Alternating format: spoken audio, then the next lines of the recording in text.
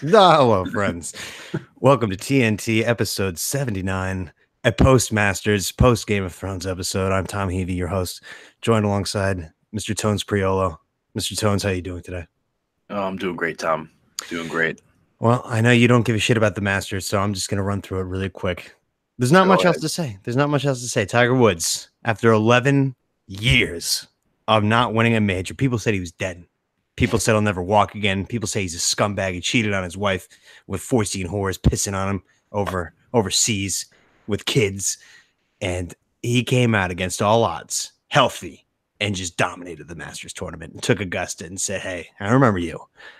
What do you say we run it back? And Augusta was like, okay. And he did it. He fucking did it. Yesterday was one of the greatest days of my life, Tones. Yeah. No, I mean, listen, like I've no love lost for the Masters. That's well known. But you hate the Masters. I was telling you, I'm like, this is like the most majestic thing. Like I take off every year. I take like 5 days off a year to go watch the Masters. You're just like, I don't give a shit about the stupid Masters. No, listen, I don't hate the Masters. I hate how big of a deal people make about it. Like, listen, I know you like golf, you watch golf, like, but there's people that don't give a shit about golf, and all of a sudden they're just like talk about the Masters all the time. Like every sport kind of has its Super Bowl, right? Like nobody watches NASCAR, but a lot of people who never watch it will watch Daytona, right? Yeah, no, that's fair, but it's kind of cool. Like what makes it awesome is that it's been a tournament for like 83 years, I think it is now. And it's been at the same exact golf course the entire time with like barely any renovations. So it's just like Francis Ouimet or something, like some like old, like Arnold Palmer when he's 18. Like if you brought him in a time machine, you're not having the debate where like, would Wayne Gretzky be able to play with the same NHL? It's like, no, it's Augusta. Like if you bring your game, you could win. Yeah, no, I mean that's fair. I mean, I don't know. I really don't have much to say. But I mean, it's cool that Tiger won. I do like Tiger. I like what he represents. Yeah. And everyone loves a good redemption story. I mean, obviously he went from the highs of the highs to the lows of the lows, and he was down there for a while.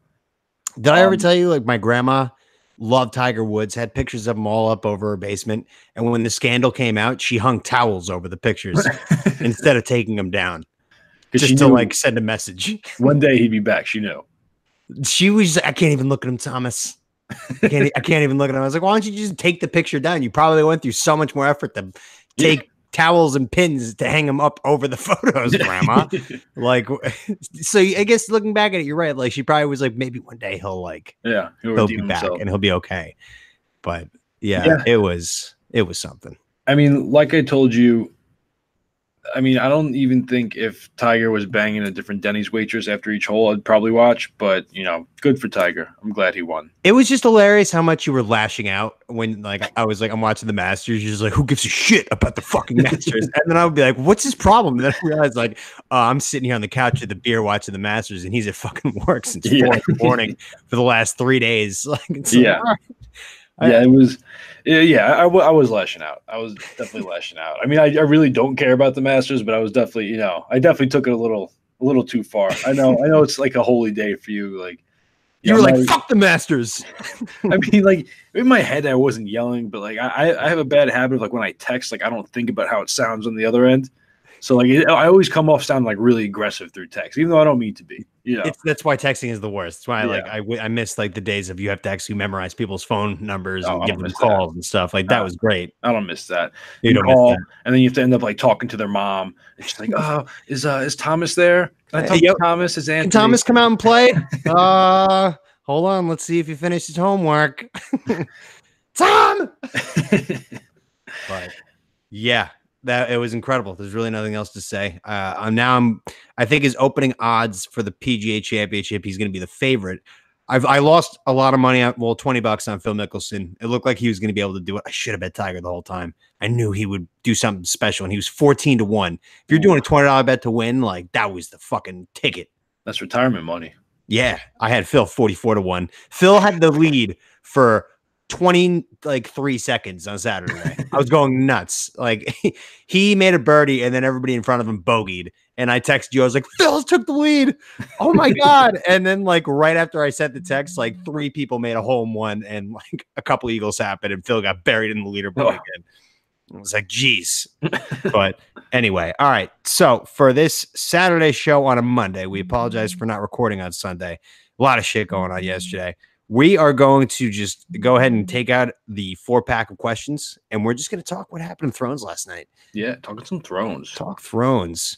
So I guess we get the little Thrones music going on in the background. So not the most exciting episode, but like I texted you, I'm never going to be the guy who just is just like, oh, what a boring Thrones episode, because I appreciate everything that they do. Like when it's slow, it's purposeful. They have to build stuff up for things to be as dramatic as they are in the finish. And they do a good job of having quote unquote boring episodes, right? Yeah. Yeah. I mean, even like the way they did it, where there's a bunch of people reunited. Right. Arya meets Jon again. She sees the Hound, Gendry, the Hound and Brienne see each other. Like there's a lot of reunions going on. Bran and Jaime. Yeah, I want to talk about that. So wait, before you do, okay. I just want to do quick, so Jon Snow, Khaleesi, Tyrion, dragons, everybody, they finally get to Winterfell. Yeah. Northerners, they don't like foreigners at all. No, they're very weary of foreigners, especially dragon queens and dragons. But then the rest of the episode, into like what you're about to bring up, is just like you said, reuniting of characters like Arya and the Hound, Arya and Jon. I can't say his name without his accent. Khaleesi talking to Sansa, rather, who I do not like. But it was good. I mean, it's just kind of showing the culmination of like everybody getting used to the fact that we're gonna have to fight together. Yeah, it's crazy because for so many seasons, like everyone had their own storyline and it would bounce back and forth, and now everybody's in like one place. Besides Cersei and Cersei, yep. Yeah, they're all in one fucking place, and like that's where all the action is going to be. Like if you notice, like in the intro credits, like the song or whatever, it was just like the Wall, Winterfell, and then like King's Landing, and that was it. And then the Greyjoy's place, whatever that's called. Well, there was the one, the last hearth that the Umbers were at when the Night's Watch met up there at the end. And that was it. But it was cool. Like they showed like. They brought you into like the crypts of like Winterfell, and then like inside like the Red Keep and like the throne room and all that stuff. So that was pretty cool. It was like it looked like they had new graphics. Yeah, and even like like the circle things that like go around the sun, whatever those things those are. Up. Yeah, they changed those because I guess like there's houses that are out of it now. Like the Tyrells aren't in it anymore. Yeah. The fucking bridge people done. The Freys, the Freys are out of it. Dorne's out of it. It's basically just the Starks and the Lannisters. Yep, it's just a couple of towns beyond the Wall, and the Targaryens too. Right. So your Bronn and Jaime theory, what would you have? Bronn and Jaime. What do you mean? Not a theory? I'm sorry, Bran. Oh, I always confuse those two. Very similar names. It wasn't a theory. It was just more. I thought it was pretty cool how this episode, for the most part, like especially the beginning and the end, mirrored the very first episode so much. Yeah, because it opens up. You got this little kid trying to see like the king and the queen, like coming into town, and he climbs the tree like Bran climbed the tower to see like King Robert coming in with Cersei. So like they come into town and they all meet in like the like the main lobby of Winterfell, whatever the fuck you want to call it, the courtyard. And then the end, it ends, with Bran and Jaime seeing each other again. Same way how that episode ended, So it was just kind of cool to see that. Do you think Bran is like at this point, like whatever, because now he's the Three-Eyed Raven, and like I don't think he would be if he wasn't a cripple? I don't know how thrilled he is about being the Three-Eyed Raven, but without that happening, he wouldn't be the Three-Eyed Raven, most likely. Right. And now that he is the Three-Eyed Raven and he could see everything that's happened before and what's going to happen in the future, which still bothers me that he's not like talking as much. He should be part of every meeting, just being this is the playbook. I have the film. He's just lurking. That's all he does. He just stares at people. He just sits around and stares at people from his wheelchair. I was hysterically laughing. Every time someone would look across Winterfell and he should be staring at him, I would just die laughing. I don't know why it was so funny, but he was just because it's ridiculous. It was ridiculous. I think he's a fraud of a Three-Eyed Raven. He's a freak, is what he is. He's a freak and a fraud. Fucking talk up, dude. You know everything. Come on. Yeah. No, and it was funny at one point when when they first met, like in like the Great Hall with Sansa, Jon, and Khaleesi, and they were like meeting with all the Lords of the North. They're all talking like squabbling about stuff, and he's just like, "Oh, by the way, the wall fell, and the walkers are they're already past the wall." And it's like, "Well, why didn't you lead with that? Why didn't you start with that?" Right when he said that, it was just like it was so bizarrely late of his timing with saying that. Like I thought that everybody already knew that. Yeah. The way he said it was just like you would assume that they knew. He's like reminding them. He was like, no, nobody knew that. Yeah, like they were doing the ceremony where he's like, Sansa was like, "No, you're the queen now, Khaleesi. Like Winterfell is yours," and he's like, "There's no time for that. The fucking wall is destroyed and the walkers are coming." And they all looked at him, and I was just like, "Do they know already, or is he just breaking this news? Because he is way late with this shit." Yeah, no, it was just like you think you would lead with that.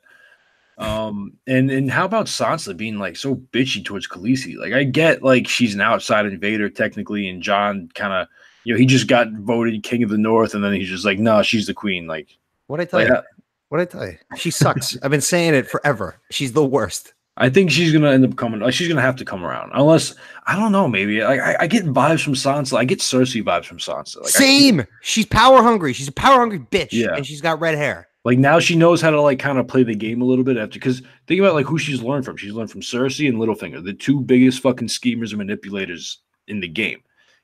And she's learned the hardest lesson from them that she could.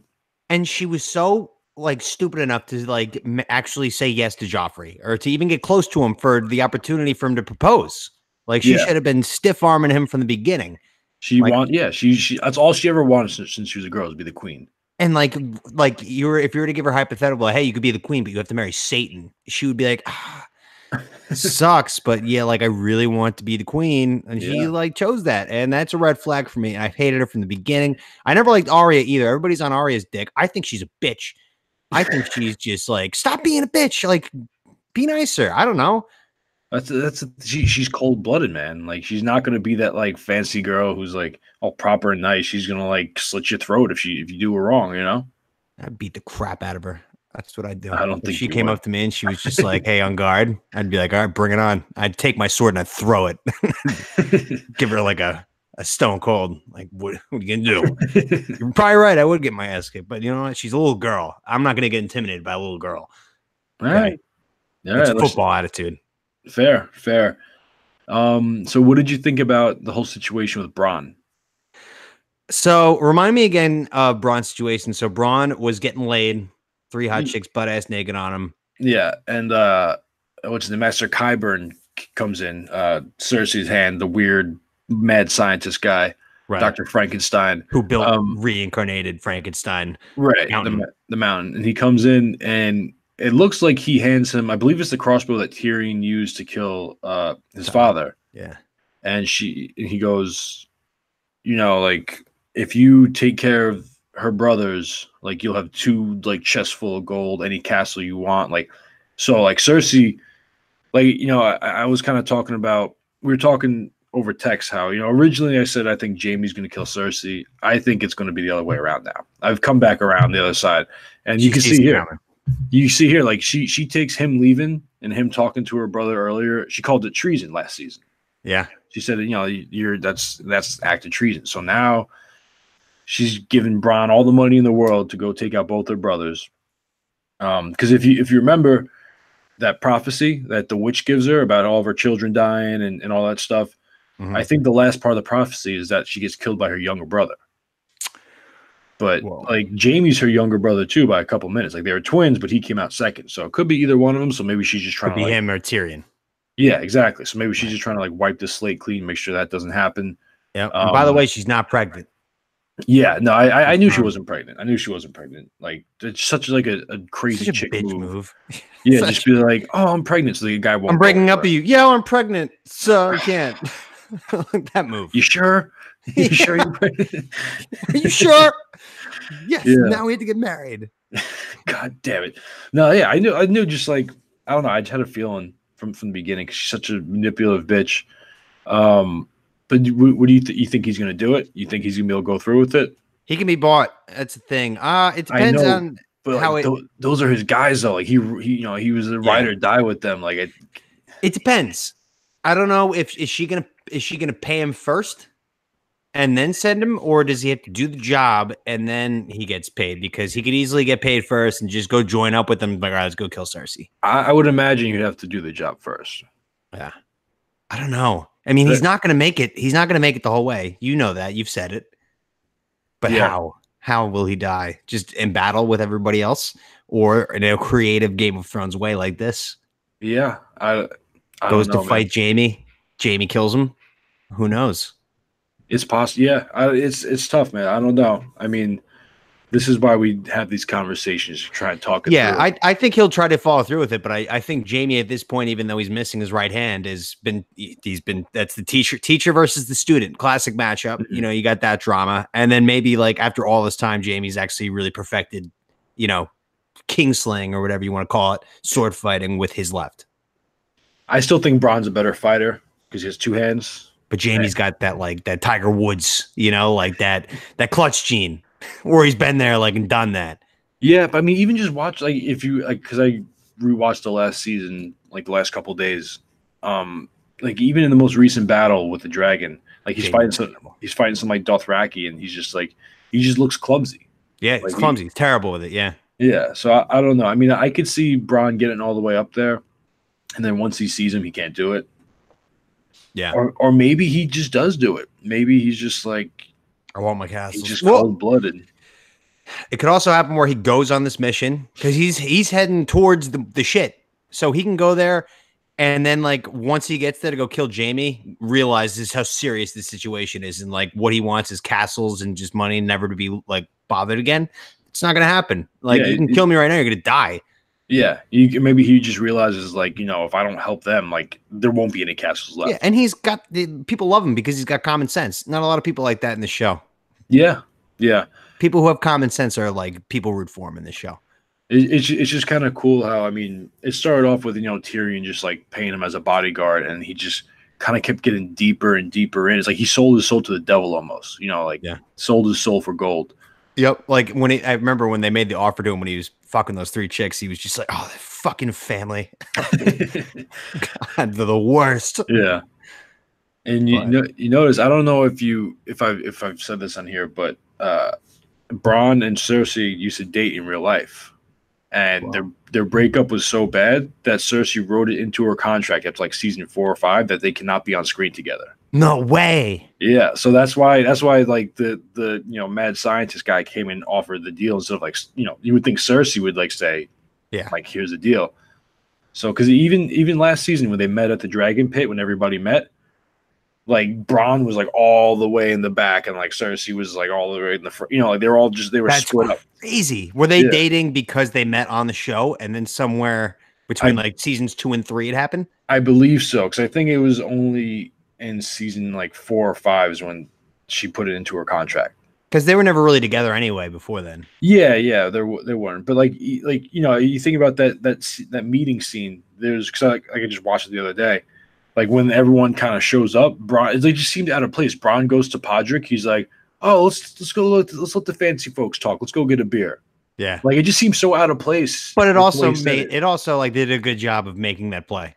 Yeah, no, I mean it does make sense, but like everyone else stuck around, like Brienne stuck around, like the Hound stuck around, Theon stuck around, like people that really weren't, you know, important to the whole conversation going on. And then Bronn's like, let's just go get a drink. I don't know a lot about Cersei in real life, but I've only heard like annoying stories about her, especially on Howard Stern, like how she was like, I'm done showing boobs, like now this. Yeah, like, I don't know. I mean, I don't know much about her. I just know her from 300, and I know her in this. Yeah, she's kind of like a one-trick pony.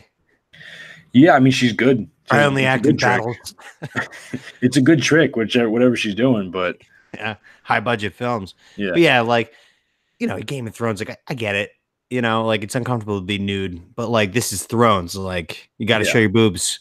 Guys are they're willing to show their dicks. You think they want to do that? Like, yeah. Well, I mean, if you have a nice dick, why not? It's like here, look. Yeah, but that's like the charm of Thrones. Like, there's just, I mean, like we've brought up too, like there's not a good looking flaccid dick. They're just like, they have a weird hue of color on them. It's usually surrounded by pubes. And it's just a little like, bit more not tan appealing than the rest of the body. Yeah, nobody tans dick. It's always like a little greenish hue. Unless you're rich enough to have like your own pool and you can just lay naked without neighbors having to like, be like hey, like, you can't do that. You know, I'd be scared of getting my dick sunburned. Like that would be awful. Like imagine having like really bad sunburn on your dick and like you get hard and it's just like ah yeah, and you got to fight through it because what are you gonna do? Just like wait for the sunburn to go away? Yeah, no. I mean, you just jerk off with aloe, I guess. I don't know. Yeah. I jerked off with scabs before. It's not fun because I jerk off. Well, I jerk off and you use socks and they get crusty. So sometimes it's like rubbing sandpaper on your dick. So like, what are you gonna do? Like just like wait for it to heal? Like you just have to like go lower on the dick, which takes longer and way more time and stamina and sweat and tears. But blood, sweat, and tears. What are we talking about again? Dicks. Dicks. We're talking about Khaleesi's tits. Okay, sorry. Derailed, but I got us back on track. Khaleesi or Cersei? One of them. We're talking about tits. Khaleesi. I meant to say Khaleesi the entire time. Okay. Or wasn't, but she was the one who was saying, "I'm not showing my tits anymore." Oh, I thought you were talking about Cersei. Okay. No, yeah, sorry. Yeah. Yeah, Khaleesi. Oh, so Cersei's the. I'm an idiot. Yeah, Cersei. Yeah. Okay. Nah. Okay. Sorry about that. Yeah. No, it's fine. It's fine. Yeah. So I mean, Cersei's a bitch in the TV show and in real life, I guess now. And then Khaleesi's just like, I mean, I was talking about her, how she doesn't want to show her tits anymore, and I thought that was being laid on her. So I guess she's just an innocent girl who doesn't want to show her tits on TV. That's fine. I take that what I said. I mean, she take him out, jump him out, pussy. Show your tits. Show your tits. Like a WWE crowd. Like she's like freaking out. Like I don't want to do it anymore. And like all these Thrones fans like show your tits. I know you don't want to edit tonight. Could we get like if we could find one to show your tits chant to get in there? But yeah, it's Cersei, Khaleesi. Either way, none of them are gonna win. It's fine. If Cersei does win, are you gonna freak out? Because I will. I mean, I wouldn't be too surprised. Oh. I won't be happy, but I wouldn't be too surprised. Yeah. Like, you know, bittersweet ending. Like, I can see bittersweet being that, like, the walkers get defeated, but Cersei ends up taking over. Yeah. Because, like, you know, at the end of the day, like, humans do still live on. There still is a chance for normality. Whoa. No. I was rewatching the episode. I turned it off halfway through because the church is burning down and I had to keep watching the breaking news. Okay. But there was a quote from Tyrion about Cersei of why she's flawed. And it's because she doesn't realize that things don't always go on. Like that was the exact quote. It was like contradicting what you said. Pretty much like everything dies no matter what. And she doesn't realize that. Right. No, I understand that. But what I'm saying is like, if the White Walkers are gone, like, you know, life will at least go on for the foreseeable future. Like maybe not, you know, too much. Like I'm saying, like, you know, normalcy will kind of continue. Like it'll be kind of back to where it was before, like when before the show started. But like at least it's not everyone's dead. You know. Yeah. At least it's a little bit more normal. That's what I meant. I see what you're saying. Now, what did you think of like that last scene when the Night's Watch and Tormund they meet up? And there's like the little White Walker kid. Yeah. And they set him on fire. What did you like? Do you think those, like the arms, like the pattern, you think that meant anything? Yeah, for sure. See, like it kind of reminded me of the like the Targaryen banner, you know, like Khaleesi's flag. Yeah. It was kind of got like the red, like dragons, but like the, you know, so maybe that was like a sign. What does the Baratheon sign look like? Does it look anything like that? No, Baratheon is a stag, like a deer with antlers. Okay. I can't wait to see that. They're not going to be like Stannis is coming back. I was hoping to take what you just said and drop back to Stannis Baratheon, but I can't. No. He's dead. I really took some time to look into it the other day, and people were just like as much as like us Stannis believers in here want to believe this, like in the script, it writes that she follows through with the swing. Even though they cut it out in the show, like it says like she follows through with a massive swing and like a cut scene. So like it's not like she stops and changes her mind. She finished the job. Yeah. The only way he could come back is as a walker, and I think a lot of people are going to be coming back as walkers. You're going to see Hodor as a walker. For sure. You're going to see a ton of people. You're going to see Hot Pie. He's probably just sitting there slinging bread. He's dead. Yeah, I mean, like I get that, you know, everyone else that's died, they've shown it on camera. So like I get why, but like there's no point in bringing him back right now. Like what would he do if he came back? Something with the fire god. I don't know. I mean, like he is like Dante, friend of the program, always brings up Stannis's ways is the Scientology of Thrones. So like the only way for it to come back is like if Scientology works by sacrificing daughters and by fire and doing whatever the fire god tells you.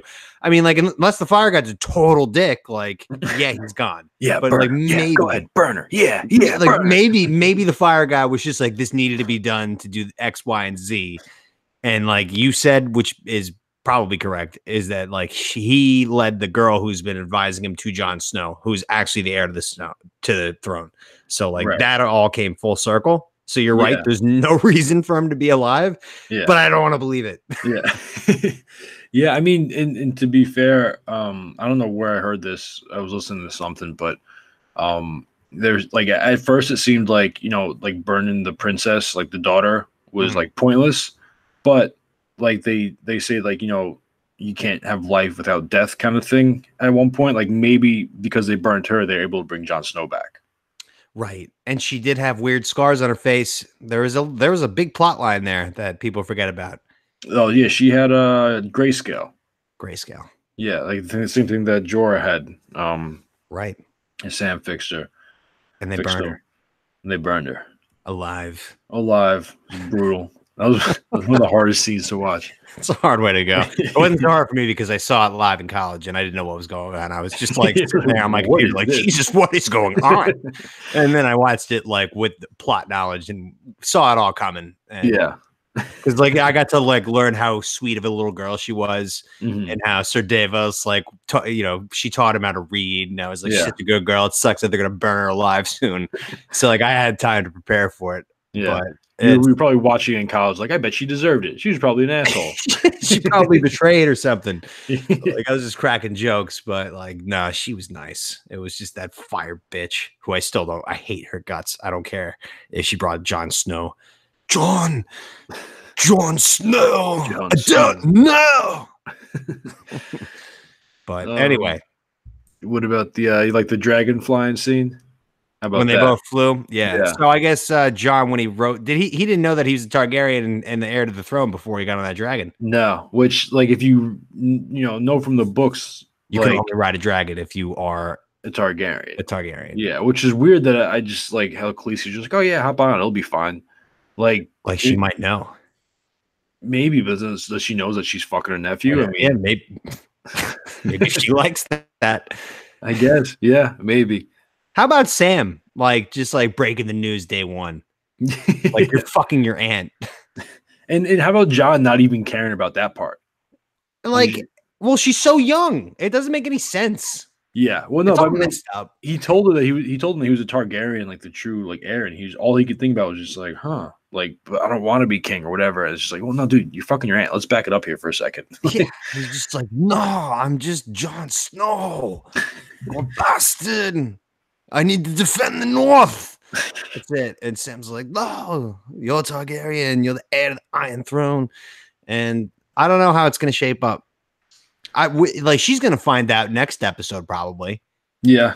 No, do you think like it's an iffy situation because like that's not something you just go out and say because I mean you're my aunt and the throne is mine because she is the throne right now. Yeah, like that's all she's been working for her entire life. And like if you just come out and say that, who knows how she's gonna react? She has like a temper sometimes, you know. So there's gonna be a lot of things. So she's gonna know that he's a perfect guy to take the throne for the humanity, right? B, she's probably gonna expose herself as a power hungry whore who just realizes that in the end she just wants the throne for the power, like not for the well-being. She's done all this work, this humanitarian stuff. She's gonna be like a classic city Democratic mayor, like, oh, look at me, I'm gonna put all the money in the schools, but like behind the scenes, they're just like embezzling money to their bank accounts. You know, it's like, oh, you're fraud. That's gonna happen. And then C, she's like, fuck, I love getting fucked by him, but he's my nephew. Who cares? Let's kill him. Well, and here's the other thing: if she kills him and she's up north, then that makes her no better than Cersei.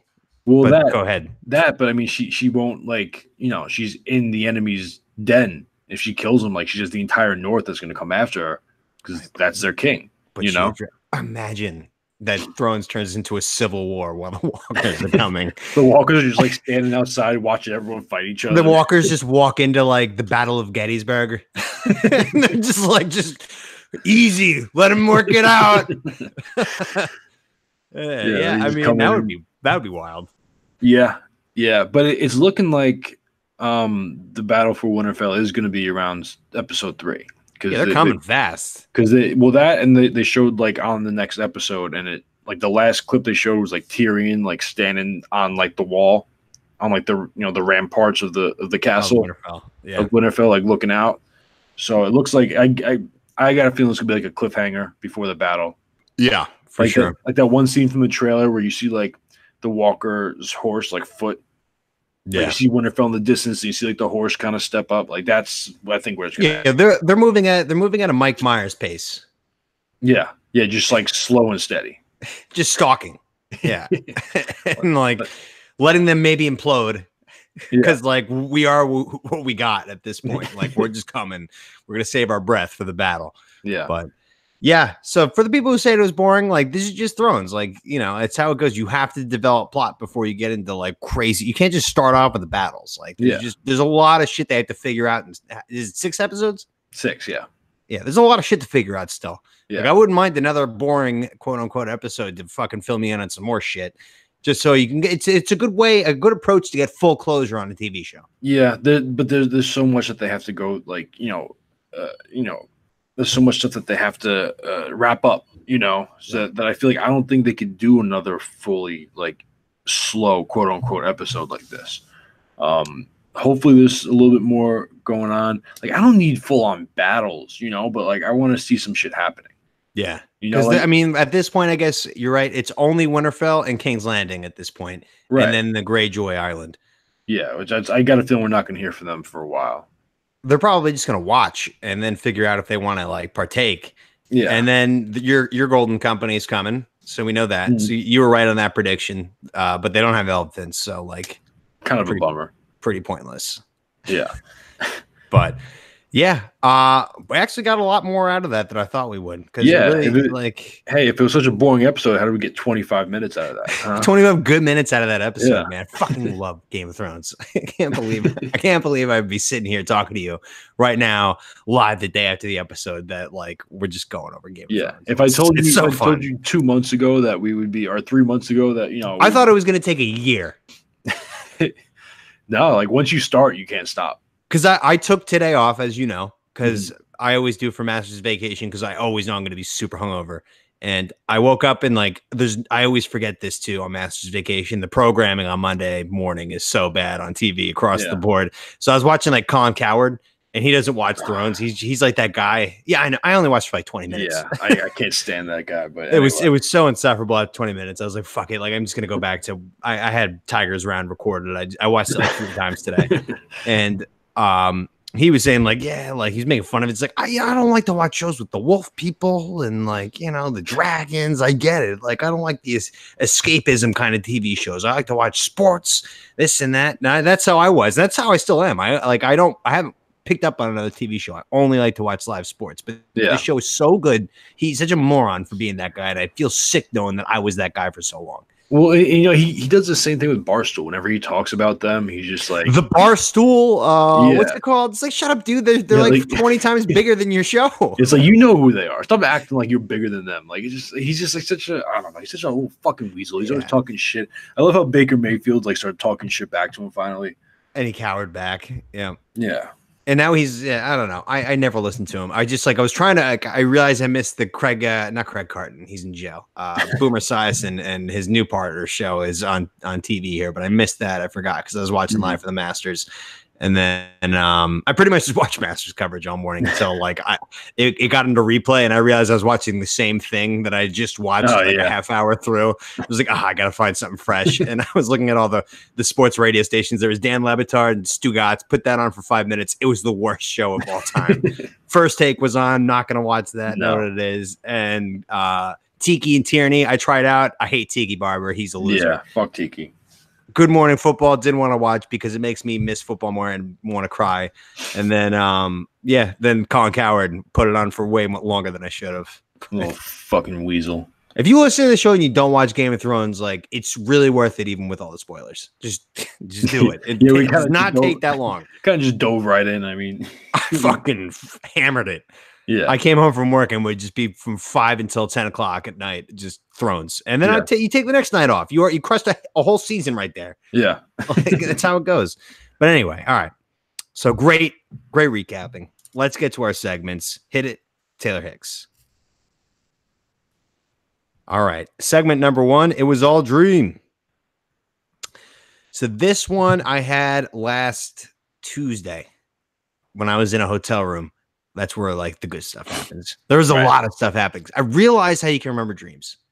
I think we've probably talked about it, but it's if once you wake up and realize that you're coming out of a dream, you have to snatch it like with your hand. Like you have to just be like, what was I dreaming about? And you can retrace your steps very quickly and like get it all the way back, because I dreamt a ton this night, grasped the first part, and then I kind of hit my head back on the pillow.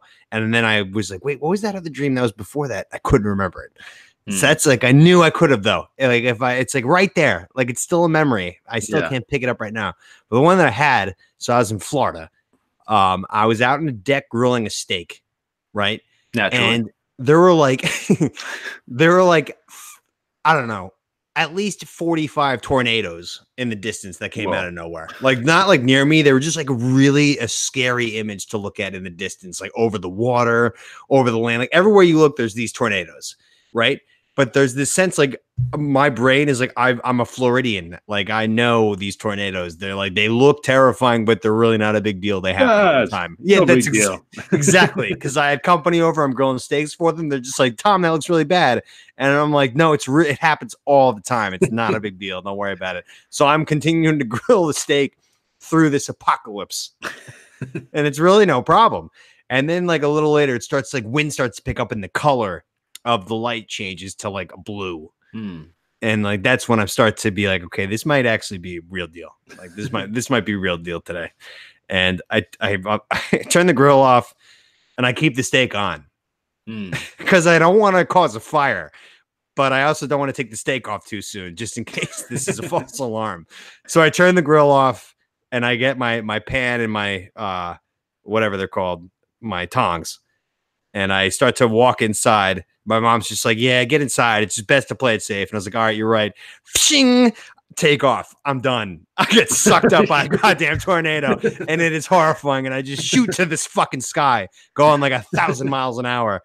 And then I just like I woke up. That was it. All for the steak, man. You should have just given it up. What's more important, the steak or your life? Well, I mean, like with that many tornadoes, if they're going to be real deal, what difference does it make if I'm grilling a steak or not? They're going to get the house. Like, everybody's dead. I just, but for some reason, like I feel like it was one of those dreams hard to explain where I've been there before, like in dream state where I'm in this tornado land where they're just everywhere and they can come up like right on you and you won't move. It's like nothing even move. Like it's just a fucking facade. It's a Potemkin village. And like this one, like, the other part of it too is like when I did get sucked away, when I did decide to close the grill and postpone the steak, there was one that started right in the backyard. Oh, so it was like kind of just picked up, and I was like 20 feet away. It was even closer. I was like, all right, we should just like postpone the steak real quick. Let's go inside, wait for it to pass over. And then my mom was like, yeah, come on in. I was walking towards her, and then ping, gone. Terrifying. But yeah, I can imagine. That's a hell of a way to wake up. I don't know what's worse, that or crashing a plane to wake up. Crashing a plane. Yeah, okay. Going up is way less stressful than going down because you don't have to worry about like. You ever have those dreams where you like fly away and like your brain can kind of control it, but like it's just fucking with you. You're just like, no, let's just keep going higher. You're like, no, get me on the ground. No, I don't think I have. Maybe when I was younger, because I used to have a fear like. When I was a kid, I didn't like looking straight up in the sky because I thought I would just like shoot right up. Yeah, like maybe that's from like some dreams I had. I don't know, but not recently. No, that's kind of what I have. Like if I'm in a dream without tornadoes or anything, I'm just sitting there and it's just a wide open notepad to make a dream. If I like my body kind of knows that it's dreaming and I can do that, it will. Like I'll just fly out of somebody's backyard and just like float around. Hey, what's going on? Like, oh. People, I'm like, but yeah, that was bad, but I was texting my mom the other day, get this, because that's what it was. I forget how it happened, but I had a plane crash dream while I was in the hotel, and I texted her when I woke up, and I said, like, do you keep having them too? Let me get this real quick. Hold on, because this wasn't too long ago. Okay, Thursday at 9 a.m. I had a whole nightmare last night about the Scotland flight. That's what it was. That's what it was. Yeah. I was flying to Scotland, and we fucking made it like all the way across the Atlantic. We were getting to Scotland, and then like the plane decided to fuck up dead, and then we were like landing on green, hilly knolls, and we landed. It was fine. We didn't crash. And she said, it's getting better for me. Like, it's weird. I get them once a month, always going down on a street. And then I told her, and she was like, that. I said, like, I have the one all the time where I'm landing on a fucking private road and there's trees everywhere. And the wings should be demolishing these fucking skinny trees because we're landing like a hilly whatever in Vermont. But we just land. It's great. And she's like, that's the dream I have. That's the one.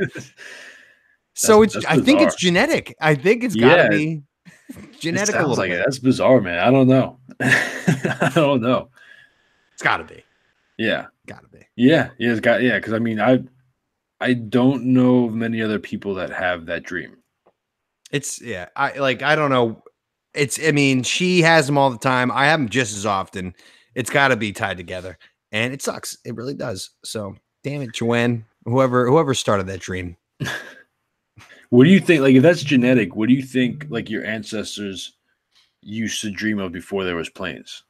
Potato famines. Starvation. Like every night, everyone just stronger every night. Just wanting to eat. I guess they had bigger concerns than bad dreams. They just have nightmares of the famine. How am I going to eat breakfast in the morning? How am I going to eat lunch? How am I going to eat? In general. Oh no! Oh no! We're out of potatoes. Sorry. It's my John. Is Jon Snow like that's got to be an Irish accent? I think it's more like, it's like a northern English accent, kind of like closest. It's not quite Scottish, because like you can tell like the people like down in King's Landing definitely have more of like a British accent. Yeah. Like the farther north you go, it's kind of like an Irish Scottish kind of accent. You know, exactly. It's interesting. Yeah. All right. Let's get to our second segment here, which is the Tones Bones. So we have a new segment coming up after this that I guess goes with your bone. So I'll get mine out of the way real quick so that we can dovetail nicely. Mine's simple. I've had it before. Happened again. Went on Saturday to go pick up an omelet over at the Southside Diner. Called it in. Ham and bacon omelet, cheddar cheese. You got it. Ham and bacon? Ham and bacon. And I was driving to go get it. And I'm met by a security guard putting her hand up. Guess what? There's a race. There's a race going on. So then I make the first right I see. And then when I'm going to like try to take a shortcut to the place where the diner is, there's lines of cars everywhere. And there's just like a race happening. And there's just, you can't move. Like they refuse to stop the race for like traffic to go through. Like I wish they could just like say like you have to run in place for 25 seconds, like a red light, like everybody else has to wait at. But no, they just let all these thousands of people just keep continuously running their race. And like people just have to sit there. Like if I made that left turn without identifying the issue, like if I didn't know from last year, I would have probably made that left turn and have sat there for 2 hours before they would let you even get a car through, one car, and you'd be 7 cars back. That's ridiculous. It's fucking ridiculous because the crossing guards don't know what to do. The city's tiny for a marathon. They don't give you any fucking warning. Like I have a whole bunch of family who live in New York, and they're just like, yeah, New York City Marathon. When that's happening, you're not going anywhere. It just like cuts the island in half. You're like Manhattan, you know, like you just can't get across. You can't go anywhere. You have to sit, and like they don't warn you here in Baltimore because it's a piece of shit city. First of all, and second of all, just like the people who are gonna get that info out to you are stupid people. And the people who are running need to fuck off. Just fuck off for the third time. I think I've said this on this goddamn podcast. Get a goddamn treadmill. Like, and the other thing too is like when I'm going to Dunkin' Donuts, which is nowhere near the race, you should know. I'm an idiot. I should have known that there's a race. That's when like all the kids are out, like the college kids. They're walking around. I'm like, there must be an event going on today. Check the baseball schedule. The Orioles aren't in town. Obviously not fucking football season. Obviously not here to see the fucking Baltimore Brigade play. What the fuck is going on? There's either like a big event going on in the harbor, which is nowhere near me, or there's a fucking race. and it was a race. Who gets up in the morning, especially if you're a college kid, to watch a race? You're only going to see the person that's in the race that you know for a second. Yeah. Right? Yeah. I mean, if you were smart, you would time it out where you would like, no, okay, it takes about an hour to get to this spot. So we'll show up then. And then after that, after he runs by, we'll go get a drink. We'll go get some food. We'll meet him at the finish line. But even that sounds terrible. Yeah, no, I wouldn't do it. I'd just like, see you later, dude. Like, if you want to meet up after. My sister ran a marathon. My brother ran a marathon. My other brother ran a half marathon. I'm the only kid in the family who hasn't run like anything legitimate. I ran a 5K when I was like 8 years old, and I think I ended up walking 4Ks of it. And like, I didn't go to either one of theirs because I'm not interested. And normally they take place on a Sunday during football season. So that's like a way out of the question to even ask me to show up. But like this, even if it wasn't on NFL Sunday, I don't want to see people just jog, like unless they're going to throw stuff at them or something, or try to like throw trees branches at him and make them fall. Tomatoes. You got the tomatoes. Speed it up. Like, I don't see the joy unless you like to watch people suffer running, which could be funny. Like maybe you'll catch a guy shit his pants. I was gonna say if you want to like maybe catch on an off chance that some guy shits his pants. We got one like join the race with your phone and run after him and get pictures and go viral. Tomatoes at him. This guy shit himself. Like, but I don't know. I mean, to close down half the goddamn city for these people to run around is ridiculous. Find a park, or like go somewhere else. Find a big vacant land. Yeah, go run on a track or like you said, treadmill or like play basketball or something. Do something active. Don't just just gonna run through the city, shut down the whole city. We have so much technology. Just get like a camera on yourself on your own treadmill and then like set your speed, and then like the system will be able to determine who's running the fastest, and then you can race that way. No traffic. You get 2 birds done with stone. You just get a big auditorium filled with treadmills and just see who could like get there the fastest. Put the Kenyans in the front on the super treadmills, and then put the average people who nobody gives a shit about, who just want to, I don't know, check mark their bucket list. Now that's a goal of mine, is to run far. Oh, I ran a marathon. It's like, why? Why? That's always my question to this. When I find out that you're, one of my good buddies is an Ironman, and I'm like, what? Like, why? Waste a day of your life doing that? Just like, you're not going to be able to tell people you did that without them like inquiring, because you're going to sound like a hardo. You're going to sound like a douche, like you're holier than thou. That's not even wasting a day of your life. That's wasting months of your life training and you know. Do you know like the exact logistics of a marathon? I mean, an Ironman is? No. You have to swim like 3 miles. You have to bike 120 miles, and then you have to run a marathon. Fuck that. Fuck that. All in one sitting. That's ridiculous. Yeah, and they're always like, the swimming is the hardest part. I'm just like, a fucking bet. Like, all of that sounds terrible. Yeah. Like, is there any point of that where you have fun? Like, why wouldn't? Why? Yeah, each one of those individually would just be awful. There's no way it's good for the body anyway. No. Like, there's these people that run these super marathons where they're just like 100+ mile marathons that just take days. Like, are you training to run away from a grizzly bear on like desert plains? Newsflash: grizzly bears run like 30 miles an hour. You're not a grizzly bear. Done. So it's pointless there. Yeah. Fuck. Ridiculous. So I couldn't get I had to call in, and I was so pissed when I called in. I was like, look, there's no way for me to get there. There's none. I'm sorry. Like, I know I called in for the omelet 20 minutes ago, and it's definitely already made and sitting there, but there's no way I can get there and pay for it. You couldn't just like park the car and like run across the race. No, it was far. It was far away.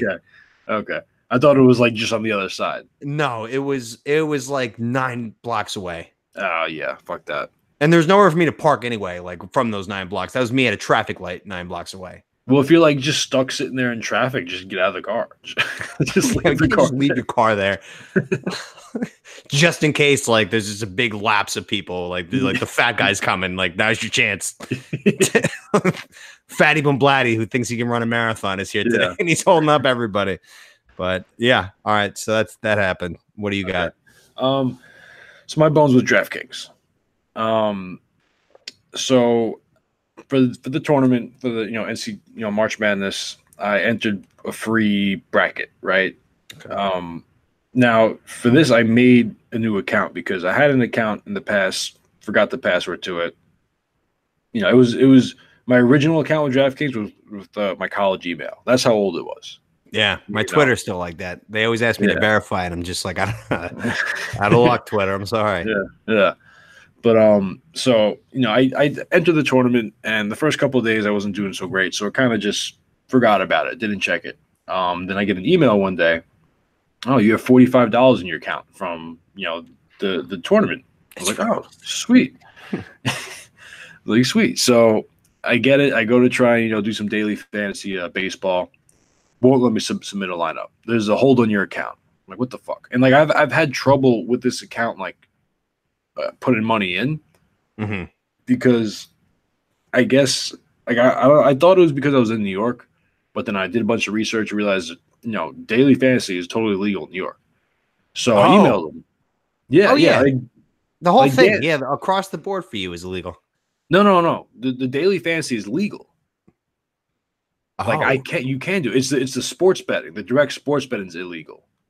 But the daily fantasy you can do. So I emailed them. I was like, look, I'm having trouble adding funds to my accounts. There's a hold on it. Can you help me? And they're like, well, we were looking, and apparently you have 3 accounts in your name, but you could only have 1. So we're gonna have to close down 2 of them. And it's like, is it okay if we, leave the one open? There was the one with my school email, because apparently I made that one, and then I forgot that password, and then I made another one, and I forgot that password, so I made a third one. Right. And so they're like, oh, so we'll just close this one. I was like, well, none of the other ones have money in them. This one I have, I won the tournament, so like, can I keep that one? Like, no, because you won it illegally, basically. I was just like, if you knew that I wasn't allowed to make another account in my name, then why would you let me make another account in my name and enter a contest with it? Like, if you knew, like, because if they knew, like, because it's not like you just put an email. Like, I could do. You should have spat back. Like, it's your fault. It's your illegal problem for taking the bet. Right. Well, and that's the thing is, like, you don't just put an email. You put your name and your address if you got to cash out. They got everything. Yeah. Yeah. So it's like, if you see I use the same name and the same address, like, you should just tell me right there, like, no, you can't use that. Like, it's just already, like, just stop me there. Stop me in my tracks. Why would you let me, like, open an account and then place bets and do all this? So I was emailing back and forth with the guy. I was like, this is ridiculous. You know what? Keep your fucking money. I'm going to FanDuel. Fuck you. That's what I said in the email. And you dropped those F-bombs? Yeah. And he emailed me back. He was just like, so do you want me to close the accounts? I was like, yeah, close them. Close them. I'm done. My business is through. So I've been using FanDuel, and I've been having some fun with it. I've won a little bit of money. I'm up I put like $100 in. I'm up like $20-$30 since I started. So not bad. Now what? Just doing daily fantasy, daily baseball. Yeah. So that's. Do you do spreads in baseball, or do you just pick money line? Depends. It's tough business. Tough business. Spreads. Yeah. No, like it. I was betting some baseball in the beginning of the year because that was when March Madness was going on. So I was just kind of. And the Yankees are playing the Orioles, and they're like 3.5, and like the payout would be sweet if they actually cover 4 runs. Yeah, like, they just would lose the game outright. Yeah. No, usually with baseball, I'll either do money line if it's decent enough odds, or I'll do like the over under. Based on the pitch and matchup. But I try not to bet baseball too much, just because like anything can happen any day. You never know. Same thing goes with playoff hockey, obviously, as you're seeing with the Lightning. Right. I mean, because you could have like, Max Scherzer on the mound, and then he just has a day where he just gives up like 7 runs. Right. Like any given day against any team. It could be to like the fucking Miami Marlins. The Marlins will do that all the time. Yeah. Yeah. So you can never tell with baseball. I guess that's kind of the point of gambling. Yeah. But yeah. So DraftKings, fuck you. Give my money to FanDuel. So that brings us to our new segment, right? Yep, our new segment. It's called Good On Ya. If you're familiar with PMT, good on you. Yeah, Matthew Dellavedova. Yeah, that's what the Aussies say when it's like good job, like good of you to do that. Good on you. And we had a Mark Wahlberg in there, which is always nice. Oh, I forgot about that. Okay. Hallelujah. Classic. So good on you to Amazon, right? This is the opposite end of the spectrum. So I was trying to get MLB, MLB TV, so I could, while I'm doing my daily fantasy, I could watch. I sold that product to you, by the way. I was like gonna get it anyway, but I sold you on that versus MLB Extra Innings. Is what I didn't know, even though I'm an Extra Innings guy. I didn't even know the difference, honestly. But so what happened was last year I actually bought it on I was using my Amazon Fire Stick, and I went through that and I bought it on there. And then so I went to go open the app again, and it was saying like, "Oh, you had to purchase it." But then I checked my email, and they already charged me for it. They just renewed it automatically. But even though they renewed it and I already paid for like 2 months worth, it wasn't working on the app. So it kept saying you have to pay for the subscription. I'm like, what the fuck? I already paid $50 so far for this thing. So I emailed them. I was like, hey, look, it says I'm paying for this. I can't access it. What's going on? They emailed me back. They're like, here, try this link. They sent me a link. I clicked on it. Still didn't work. And I was just like, do you think you could just, cancel it for me and I could just try resubscribing again? And they're like, yeah, sure, we'll cancel it. And you know what? We'll refund you your $50. They're the best, aren't they? That's fucking customer service, aren't they the best? They are the best. Like, good on you, Amazon, because you made me happy. Now I'm gonna not that I was gonna stop using Amazon, but now I have even more reason to use Amazon. They're the best. Whereas DraftKings is gonna fuck me out of $45, and now I'm not gonna use you anymore. Yeah, like, you know how much money I'm gonna end up giving to FanDuel? That's all money you could have had. So fuck you. Like that. I mean, with Amazon, I mean, like, where does it begin with me? I mean, like a couple weeks ago, I ordered cat food, and the guy put it behind my garbage can, and like I called him, I was like, "It's not here. Like, I don't see it. Like, check your backyard." It's like, I did this, and they're like, "All right, we'll cancel it." Next morning, go get my coffee on my way back. I see this little brown bag sitting tucked back behind my garbage bag. Free cat food. There you go. Like, no complaints from them. I got a tiki bar for my buddy Strauss for his wedding. He couldn't have it because it's too big for his apartment. And his parents wouldn't take it because they didn't want a tiki bar in the back. It was like a $250 purchase. I had to send that back, and they were like, "Fine, no problem." Yeah, got a full refund. I for Christmas, me and my brother Chip didn't get my parents like a wine cooler. Yeah, like a little like fridge or whatever, and it showed up and it just wouldn't work. Like, something happened in transit, so they paid for the shipping to get it back. It was a big, heavy fucking box. Yeah. They paid to have them come pick it up, bring it back, and then sent us a new one. Genius. Yeah. And that's how you keep customers. Exactly. And I keep using them, and I keep spending money with them. Why they're taking over the world? People are just like, "Oh, Amazon's taking over the world." Do you ever want to know how? That's how. Customer service. Yeah. You don't like it? Fine. We'll take it fucking back and give you your money back because we know you'll be back. Yeah, exactly. Customer service and convenience. Like when you don't even have to when they send someone to because it was a heavy box. If I had to bring that to the fucking UPS, I took the whole tiki bar, and they did the same thing. Yeah. Yeah, no, I mean, couldn't believe it. The reason I had to send it back, they give you a box. I just had to put it's too big, and they were like, very much acceptable. Yeah, I mean that happened. When I bought a TV for my room, I tried buying like a stand, and the stand I bought was like 1.5 feet tall, and I wouldn't have been able to see over my bed like to the TV. So I was just like, I can't use it, so I just sent it back. Brilliant. Yeah, look at that. I don't have a good on you. I'll just put good on you for Tiger Woods. Okay. Good on you. That's fine. Yeah, I mean, this is a new segment, so it's not fully defined. I just I forgot to write it down, and I wanted to see I had a feeling that's what it was going to be like. Okay. I just didn't want to gamble. Well, good on you. Laundry machine. My dryer. Clean my clothes. Good on you. No, because DraftKings happened, and then like a day or two later, Amazon happened. So I was just seeing the stark contrast of like how to treat your customers and how how to and how not to. So I was just like, you know what? Good on you. Good on you, Amazon. All right, let's get to our fourth segment, which is a shut the fuck up, which is pretty much, it's kind of a new segment, but it's more of it's been a while. It's more of it's been a while. I guess, I don't know when we did this. It was probably like episode 1. It was your segment idea. I don't know why we forgot about this one. It's probably because I do a terrible job of writing things down when it comes to some of the segment ideas. But I was thinking about it, and you were texting me all weekend about how you hate the Masters and stuff, and I just wanted to tell you to shut the fuck up. Shut the fuck up. The Masters is the greatest thing on the planet other than football, and beer, Metallica. I actually had to go back to the list. I might still have it, but the Masters is like definitely top 5 for me. And I want to fucking bring up the text that you sent me while I was telling you about what's going on in the Masters. and you were just like, "We're gonna record." You were like, "Are we gonna record on Sunday at 5:30?" And I was just like, "We're gonna be at Amen Corner on Sunday of Augusta." And you want me to sit down and record an episode while Tiger Woods is on like the 13th hole, probably tied for the lead. And you were just like, well, whenever you're done with your shit, we can record. And I was like, my shit. This is the Masters. Well, that and again, that's where kind of the text is hard. Like I didn't mean it like whenever you're done with your shit. Like that's I didn't what mean it like read that. like. I didn't that's mean what like it that. read like. No, whenever you're done with your shit, we can record. That's that's how I meant it. But yeah, no, I mean, for my shut the fuck up, it was actually for people about the Masters. Shut the fuck up. I don't care. I don't need to hear this shit. Oh my god. I don't fucking care. I really like it.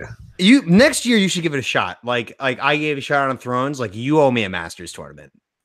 I guess. I mean, I just don't like it. There's nothing I care less about the golf. I really like. I just like. It just doesn't do anything for me. Yeah, like I sit there and I rap. I still have to listen to it. Like I said in my text, and I also said that Game of Thrones would do nothing for me because I don't like the Fantasyland shit where I can't buy into it real life. Like that's why I like sports biopics and like Moneyball or Titanic, which is based on a true story, and Braveheart, which is technically based on a true story, even though it's totally not. And like I couldn't get into Thrones, but then I watched it. I'm like, oh my god, this is the greatest thing I've ever seen in my life. It's the greatest thing ever. One, be you with the Masters. One, Game of Thrones is the best show of all time. So that's what I said. I'll leave that there. And two, when I make you listen to a song, it's like a 3 to 5 minute song, not an entire fucking 4-day weekend. It's enough because it's all terrible. Do you know what it's like for me to get psyched up? Because most of the time when you tell me what my song is, I'm listening to music already, and I'm like, oh, I gotta cancel this. I gotta pause my real music and go listen to this. It's like homework. It's like going to like do a 10 problem math homework page. Well, most of the time you're the one that puts a segment in there, so don't put that on me. Because I have to do it for like, if I'm gonna make you listen to a rock song, I have to listen to a rap song because then you can't just have one or the other. It's just, I feel like they're dueling dragons in a way. But you get to listen to like Mr. Roboto by Styx for the first time. I got to listen to like I had raped my mom like by accident rap. Yeah, that was Cousin J Mac. That wasn't. I had to listen to it. And it was terrible. I was literally sitting there listening to that song with my jaw dropped. Like, not only does this sound terrible, it is terrible. But anyway, that turned into a bone. It's a fun segment. Nothing personal. That was just fun banter. It's totally reasonable to not like the Masters. Golf can be fucking like watching paint dry for most people. I totally get that. Yeah, and listen, if you play, like I understand if you play golf, and like I know you've been around golf, caddying your whole life, so I get it. I get it. It's just me. Yeah, I never I played golf like 3 times in my life, and I hated it because I was in Florida and it was like 95 degrees and it was tough. Like I sucked at it. And I was just like, yo, fuck this game. I don't want to come anywhere near this. The Masters is just like watching a painting, though. That's why it's so special. It's like literally like a Bob Ross painted beautiful picture, and just watching them play it, and you're just like, this is just history. Like, everything is to perfection for all the flowers, the azaleas, the pine woods, the dog trees, everything is perfect. Okay. All right. Even Mother Nature doesn't blow too hard to make the water move. Like they just make it everything just brilliant to just admire visually, especially when you're hungover. And that's why it was so great yesterday, because it's supposed to start at 3 on Sunday, like it is every round. But because there's threatening weather, the coverage started at 9 a.m. and it was like perfect. Yeah. I went to go get an omelet. No, it was Saturday. What did I get yesterday? I went back and I actually got an omelet. The same omelet. It was still same omelet. Carried over to Sunday. Went back. No, and there's no way there's 2 races in a row. And I was like, if there's 2 races in a row, I'm gonna blow this goddamn city up. The next day was a bike race. That was happening. I ain't stopping my car. I'm just fucking speeding up, going to the next lane, slowly going towards the crossing guard, and like making the cyclist stop. Get a job. Just keep inching out until they have to stop. Nice suit. You look like a fucking idiot. What are you smuggling grapes?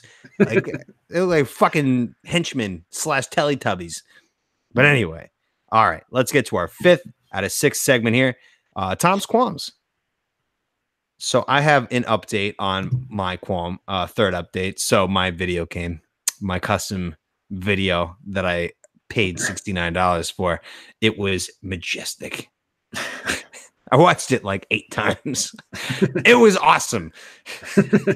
Everything, just like best actor award. It was everything you could have asked for and more. He went down to the park, right? First of all, I haven't seen his face, which is like how I like it. I don't see his face. It's just neck down. You just like headless bodies. Well, yeah, because all of a sudden you can have a great looking body, and all of a sudden you're fucking Butterface McGee, and it ruins everything. So like, I keep it that way. In all of his videos, he stays there. You have to pay extra to see his face, and it's not worth it. Okay. So he went to the park. I thought you were paying extra not to see his face. Like, just don't show me your face. No. Follow his works. That's why I invested in this kid. 19 years old. Great looking. Except like body. I don't know what the face looks like. But he went to the park and sat near where like garbage bags were, I guess. But like, I guess he had it figured out, or nobody would catch him there. I was watching it with like on the edge of my seat. Because you can hear it sounded like he was right near a very popular road. I was like, is he gonna get is like somebody can walk up and just be like, what are you doing here? But that was great. But new qualm, it was so good I put in for a new one. This one was $100. Oh god. This is the last one. I promised myself I was a drunk purchase, and I got creative on the menu. What did you ask him to go to a church this time? Like, he didn't have to go outside this time. Okay. Because I wanted it quicker, but he's got to do a lot. He has to do a lot. I don't know if I should get into detail. What he like jerk off doing a handstand. I pretty much checked every box on the menu. Everything that he had to offer on the menu, I was like, I will have one of each. Even foot fetish was in there, and I think I was like, "Fuck it, yes, throw it in." While I'm at it, it's only $2.99. Like, throw it at it. But like, you're trying to see how much you can get this. Where is this kid? Where willing to go? Where's his line? But he's got to do some ass stuff, and he's never done ass stuff. Oh, so why would he have it on there if he doesn't do ass stuff? Because he said like, I'm willing to do it, but just know that it would be my first time. So it. Like, what's his price for ass stuff? Like $20? Like, is that? I don't remember what the ass stuff was. The most you can pay for like stuff, everything on the menu is like below $8. Everything's about $4.99. It's like McDonald's. It's like the McDonald's value menu. Like, so he's like, I've never put anything in my butt, but I do it for $5. Yes, like, exactly. Like, I don't know. That's. I'd have to charge a lot more than $5. There was interest because it was $100. So yeah. I think because the one I did was simple before, and it was like $69, and now this one's $100. When I saw it was $100, and I woke up the next day, I was like, I wish I didn't do that. Like, I really wish I didn't do that. This one I feel guilty about. I mean, $100. Like, did you you said you checked out the foot and then the butt stuff? Is he like putting his own feet in his butt? Like, I don't know. It was drunk. Like, there were like 50 boxes, and everything is so cheap that I was just like, check. I bet he's got to eat his own semen. That's another one. I don't think I went with the piss one. I was joking about the feet one. I didn't, because but like there's a box where it's like the fetish stuff, and like part of that was the eating cum, and then he's got to do some like stuff with his butt. The heat, shout out the heat, and so we will have to deal with that. I can't wait. I always hate how I have to talk about it. I mean, like, I'm very genuine on this podcast. I know when I see something, I sit here by myself and I'll do something like that. I'll like put this thing in and you get the receipt, and then I'll just like giggle to myself, like, at least this will be hilarious to talk about on TNT. Even if it's awful. Yeah. I feel terrible with myself. It'll feel good to be talking about it because I am a ridiculous idiot human being. We'll get some laughs. I like to fucking yell at people for thinking with their dick. Like, but like here I am just like literally all the time thinking with my dick. Just not with people, just like jerking off. Did you ever hear Joe Rogan's his analogy for like when you're just like thinking with your dick? I don't think so.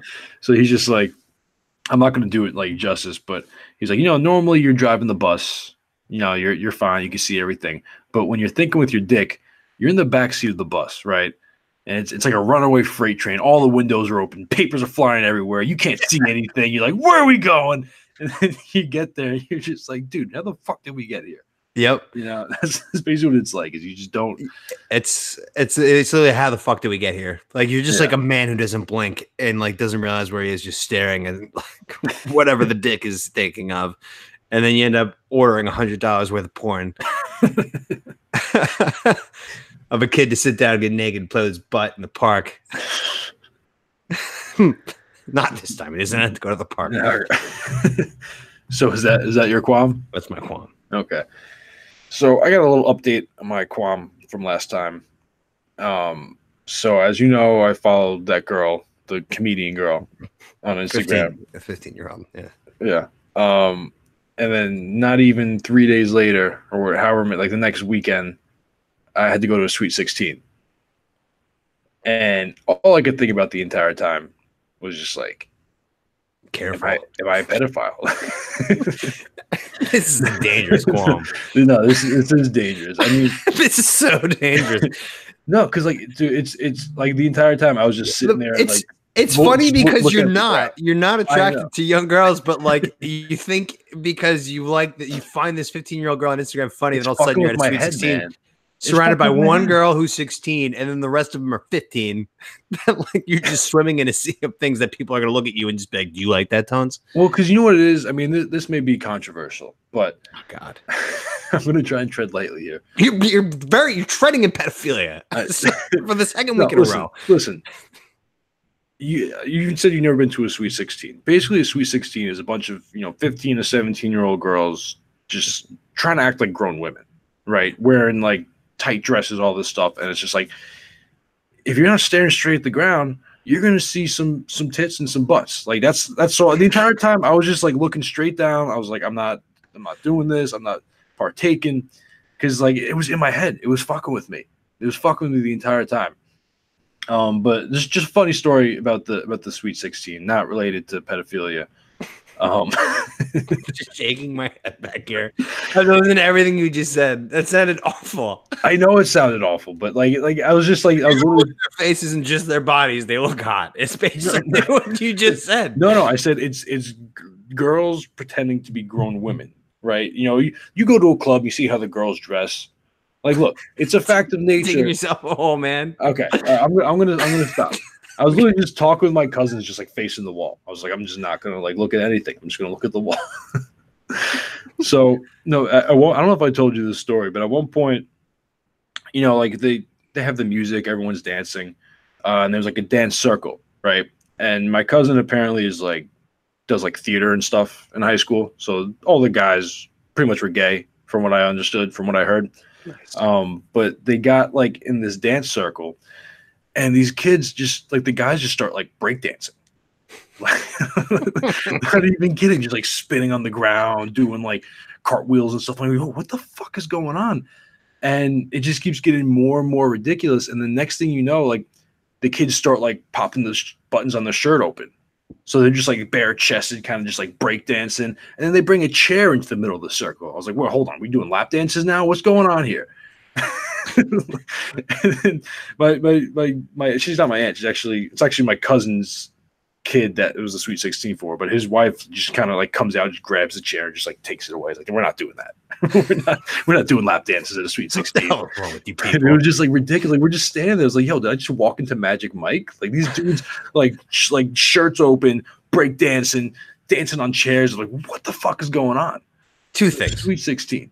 Two things. Crazy. First, just the whole thing is bananas. Second thing, Sweet 16s, because Joe used to have to go to Sweet 16s all the time, and he's got the New York blood like you do too. Yeah. That is definitely. Are you Long Island? No, Brooklyn. Yeah, so is Joe. It's a Brooklyn or Long Island thing. Like I've never even come close to being invited to a Sweet 16. Like I don't know any girls that even had them. Really? I thought it was like just all kind of. I had bar mitzvahs, and then like that was. I mean, I got invited to like 3 bar mitzvahs. Bar mitzvahs were a big deal. To get invited well, to I guess big money. Because the Jews don't want to spend too much money. If they have the bar mitzvah, then they don't have the Sweet 16. What's one or the other? Over the line.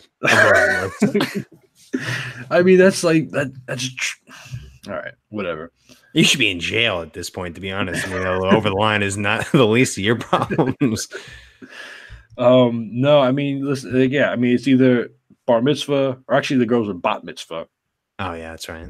Bat mitzvah. It's either bat mitzvah, sweet 16, They or killed Christ either one. if you're Spanish, oh, fuck you over the line. I'm gonna shut up.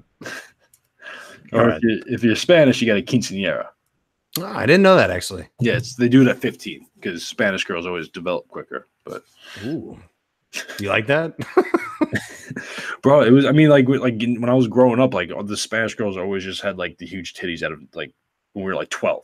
It's like how like they're just like a full grown woman at 12. Like, what's going on here? You're gonna be like this creepy old guy who's gonna be hitting on girls and be, hey, you get your permit yet? Like, I can help you. I can give you driving lessons. I can teach you how to parallel park. Like, I mean, I'm just pointing out observations that I noticed when I was a kid, right? You know, like just all right. Let's move on. I can teach you how to get it close to the curb without hitting it.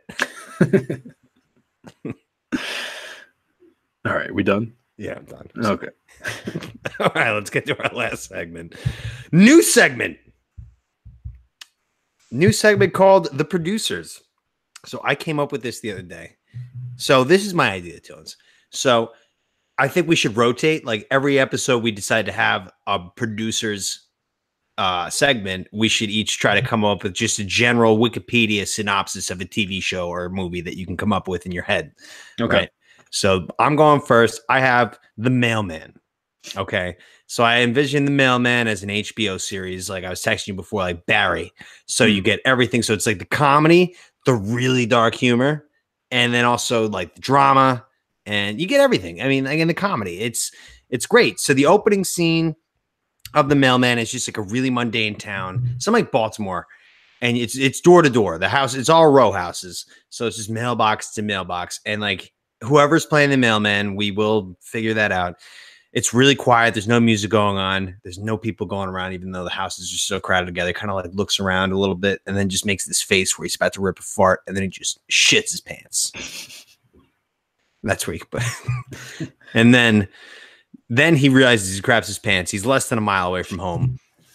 Gets in his mail truck, realizes that he can't get straight home because the traffic is ridiculous, but also realizes that it's a good walking distance, and he's wearing blue pants, and he's got the mail bag around his shoulder so he can put it around the back and cover his ass. Hide the brown stain. Yeah, because it's a big brown stain. And he just runs home. Gets into the door, finds his wife cheating on him. With who? Dennis Quaid. The actor, and he's a no-name mailman with a no-name wife, and she's cheating on him with Dennis Quaid. So you're just like in shock that he's like, I can't believe I just came home because I shat myself to catch my wife cheating on me with Dennis Quaid. So the actor's reaction is going to be like, I can't, like, get out of my house. You're cheating on me? Is that Dennis Quaid? How did you even land Dennis Quaid? Things like that. Dennis Quaid's going to be like, whoa. Like, hey, buddy, like, I didn't know she's married. Like, I don't know, things like that. Like, he's going to, like, kick him out of his house. Like, get out of here, Dennis Quaid. And then the series, you know, kind of goes on with little stories that just, like, it's always going to be based around the mailman's day-to-day job of delivering mail. Like, you're going to see some stuff. Like, he's afraid of dogs. You know, you're going to see some, like, fucking violence on the street, car accidents. Like, you can put anything around a mailman's route. Yeah. And my vision is for it to eventually, while that builds up, somewhere where like his wife ends up divorcing him, leaves him for Dennis Quaid, and then her and Dennis Quaid move in together, and then their house is it's on his route. So he's got to deliver mail to his ex-wife and now her new husband, Dennis Quaid. And Dennis Quaid probably gets a lot of mail. Yeah, I got to imagine. He's probably pissed off. So he's probably going to like look through some mail. Maybe, yeah, maybe he'll take some royalty checks. Who knows? Who knows? Or like send fake letters or something like that. Or like I also had like mistresses writing letters to Dennis Quaid, and he's gonna know, and he's gonna have like a soft spot for his ex-wife, and just be like, you left me for this guy who's cheating on you. Yeah. Like we could do a lot with the mailman. Yeah, you know, it's funny. You ever heard of the show Crashing? I've heard of it. I don't know what it is though. So it's Pete Holmes, comedian. Oh, that's right. Yeah, with Artie Lang. Yeah. So actually, that's kind of almost what happens in a sense. Like the first episode, he comes home and his wife's cheating on him with like another guy, and then he ends up like becoming friends with the guy. Like he ends up becoming roommates with him at one point. like he's kind of similar. Obviously, it wasn't Dennis Quaid. It was like some nobody, but it was just... and that's why like it could be hilarious that it's because Dennis Quaid, like he's like very prestigious, but not really. Right. And it's got such a degree of randomness to it that it could be like, my wife cheated on me with Dennis Quaid. And then like if he's like telling his friends over a beer, they're gonna be like, your wife scored Dennis Quaid? How? I don't know. Jon Snow would say. And yeah, I don't know. I think that's a great HBO plot. Like, am I crazy, or does this sound very good? No, I mean, if we fleshed it out, I could definitely see it being good. I could see it being entertaining. Friday nights on HBO. Now, going off of your mailman idea, I had my own mailman idea, right? Well, so, but the opening scene stands as him shitting his pants and running home to cheating. It could, okay. But I kind of took it like a whole other way. So the mailman is Bert Kreischer, right? Comedian. Okay. He tells the machine joke. You know, he gets involved with the Russian mob. Right. You know, like if you've seen that bit, you know him. So he's a comedian. One day, he's the mailman. One day he's on his route. It's winter. He's walking. It's slippery. Slips in some ice. Hits his head really hard. Wakes up.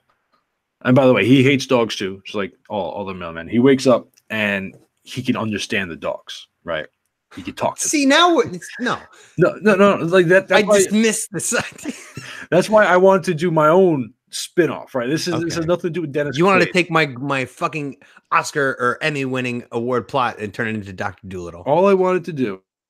So he's talking with the dogs, right? And we'll have different people voicing dogs. Like Kevin Hart could do a dog, Bill Burr could do a dog, you know, Danny DeVito could, you know, anyone could do a dog, right? So we'll have all different kind of dogs. Jack Black maybe, and the dogs will help him solve crimes. Like they'll like tell him shit that they see. Why are we solving crimes now?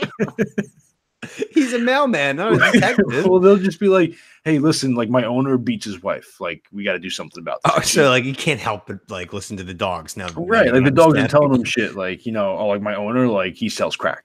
Like this, I feel like, there's all these shady characters are coming over. They don't even pet me. Like, what am I supposed to do? You know, like I'm scared. And he's like, you know what? I'll call the cops for you. Don't worry. And then he kind of turns into a vigilante at some point, and he starts because the cops are just like they go over and just like, what, this dog told you that he's selling crack? We don't see any crack, but he's just hiding it really well. So he's like, you know what? I believe this dog. I believe this dog with Kevin Hart's voice. I'm gonna help him. You know, I'm gonna go in there. I'm gonna shut down the crack dealer. I'm gonna beat up the guy who's beating up his wife. You know, whatever it may be. You know, like I think that could be maybe more of like a cartoon than like an actual live action. I could see it being like that would get like a 18% on Rotten Tomatoes. But you know what? Like most comedies don't get good ratings. Yeah, but the mailman has the drama. Yeah, but no, I respect that, but I wanted to go my own route with it. I wanted to get ridiculous with it. Well, you fell off a cliff with your way. You went the wrong way. There's no wrong way. You're right. It's art. There's no way to tell you. Except for a few things, you can't call art terrible because art is all relative. Is that the quote? Art is all relative. I don't know. Who cares? Yeah, it's art is in the eye of the beholder. Yeah, that's what it is. Beauty's in the eye of the beholder. Yeah, you know, one man's trash is another man's treasure. Exactly. But bada like, bang, bada boom. I want to make my mailman show like real. Like, the mailman starring like Jack Black, like you said, maybe would be a great one. Just like the first scene is so crucial where it's like. With the face that he makes before he like rips apart, like where he just looks around and realizes that he could totally rip one, and it's a long hot day, and like he goes and like the scene where like the camera pans in his ass and you just see a brown like water balloon explode internally, like, and just like splats, and then like the panic look, like just like, oh Jesus Christ. And then he realizes how close he is to home and he has to run home. And you think that's like the worst thing that's going to happen to him that day. Yeah. Wrong. Dennis Quaid is in town cheating on he's having sex with your wife. Like, that's cold. I think HBO, if they heard that, they would call me and they'd just be like, I want to hear more about this mailman of yours. But anyway, all right. So we're going to be doing that a lot more moving forward. So you're due for a nice little movie idea or script idea. I'll ruin it like you did mine next time. I'm just kidding. All right. Thanks, Bomb Squad, for listening. Have a great week. Sorry that it was delayed. A lot of excitement yesterday. Can't blame us. We will talk to you soon.